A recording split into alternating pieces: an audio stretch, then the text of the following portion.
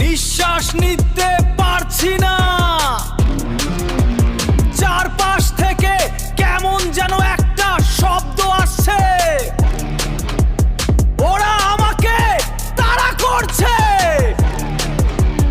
আমাকে ওই ব্রিজটা পার হতেই হবে।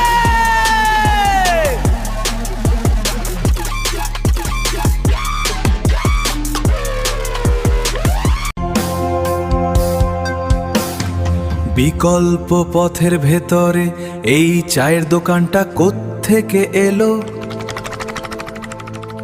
পরে চেয়ে দেখি এটা তো কোমল দাদার চায়ের দোকান।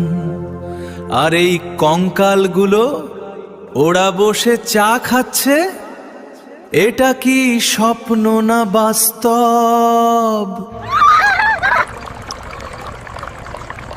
দোকানের এই হট্টগোলের মাঝে আমি সাইকেল থেকে নামলাম। কঙ্কালগুলোর মাঝে বসে চা খাওয়া,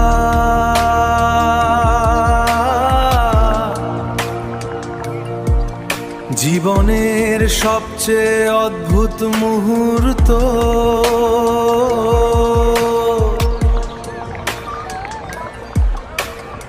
চা শেষ করে একটা সিগারেটের খুব দরকার ছিল। দোকানদার যেন আমার মনের কথা বুঝতে পারলো।